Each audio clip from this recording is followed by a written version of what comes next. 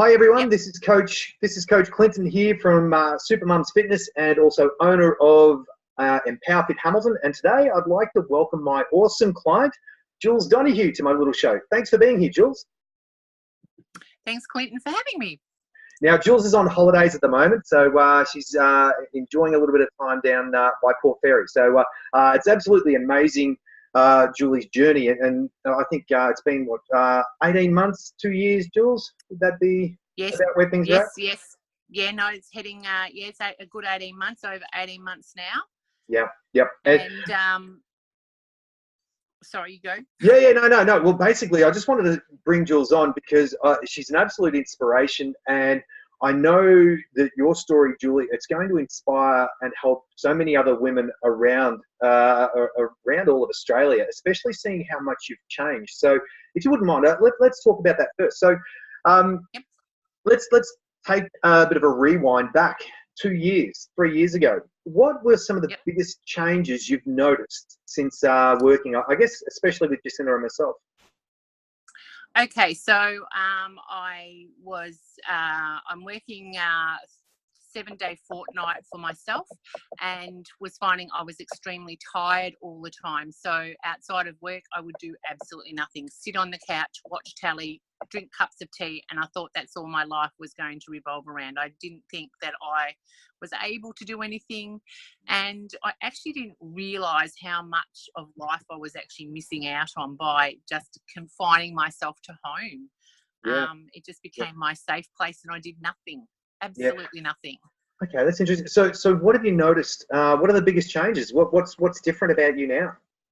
Okay, so my biggest changes are that I feel like I'm living life for the first time in a long time. I'm walking, I'm exercising, I'm enjoying hiking. I've been kayaking or canoeing for the first time in 20 years. I've even had a couple of cracks at water skiing. And I actually just riding my bike all the time. Really enjoy riding my bike.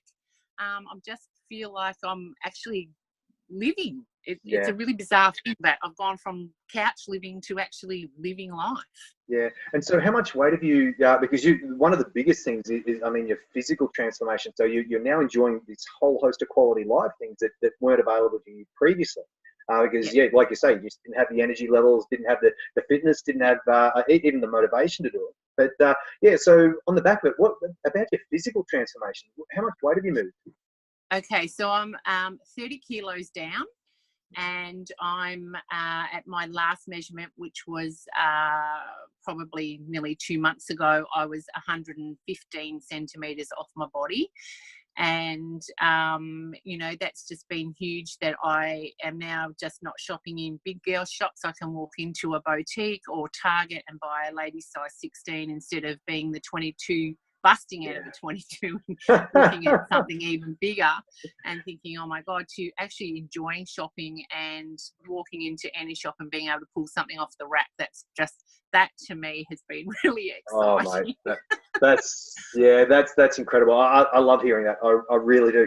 And it's funny too, because what's been amazing with all of your changes is that they've come about because you haven't been crazy with what you've been doing from a training perspective, and you haven't been starving yourself. And so right now, what does life look like for you? Okay, so life now looks for me, I've got so many things to look forward to, and I've got a goal of wanting to walk the Scottish Highlands when I turn 50, and so that's now I'm going to do that list, because I was getting to the point where I thought I wasn't even going to fit on a plane seat, let alone walk the Highlands.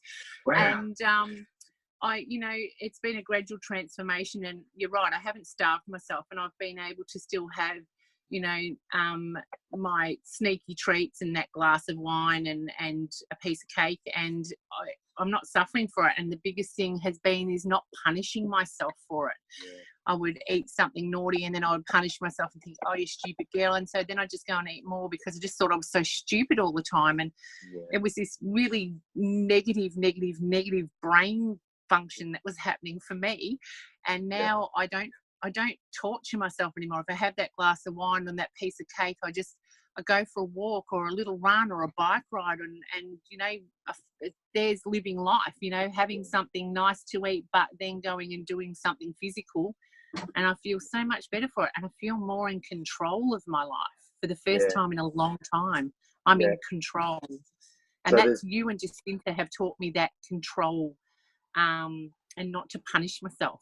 Yeah, forgiveness is huge. Like the amount of people that really do go in repeating cycles of failure, it comes on the back on the back of this, like you say, this negative cycle where it's self-criticism and lack of acceptance and forgiveness for where you are. Because when we do forgive those, because no one's going to go through this whole journey of transformation such as you've done without failing. And it's embracing that failure and being able to accept the failure and learn from it that we grow. And as you can see, the proof's in the pudding. So think back to before you started working with Jacinta and myself and the team. What kind of things were you doing in the past to try and achieve the results that I guess had eluded you to today? Okay, so I had been a long-standing member of Town Club, Take Off Weight Naturally, and I had also done Celebrity Slim. I had joined Weight Watchers many years ago, and they had given me an unachievable goal.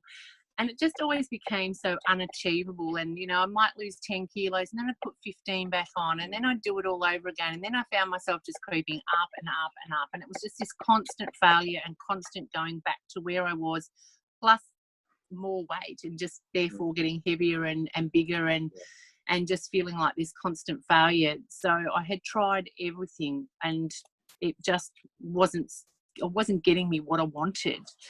And I would feel so bad about that too. Mentally I was just crushed each time. It's a very and you're not on your own in that regards, and it almost seems crazy to look at the steps you'd have taken previously and to try and replay that and to think, we had to do that again. And I guess, but the reality is that's what a lot of people are facing, the scenarios you're describing. And it really highlights that we don't have a knowledge problem. Most people know what they should do. It's the implementation. We have an implementation problem, and making sure that we have capacities and and support structures to do the doing. That's the big piece. So, what advice would you give yourself looking back to before I guess starting your journey here? What advice would you give yourself or someone that's sitting on the fence and watching this right now? Do it. Just do it. I wished I had done it 10 years ago. I'm so disappointed I never found you 10 years ago, Clinton. It's just, and anyone that wants to have a go, any age, any size, get in there and have a go. I was at my heaviest weight when I walked through your door 18 months down the track, and it's the best thing I ever did for myself. I was nuts not to do it earlier. Well, Jules, listen, from that end, mate, I just want to thank you so much for coming on.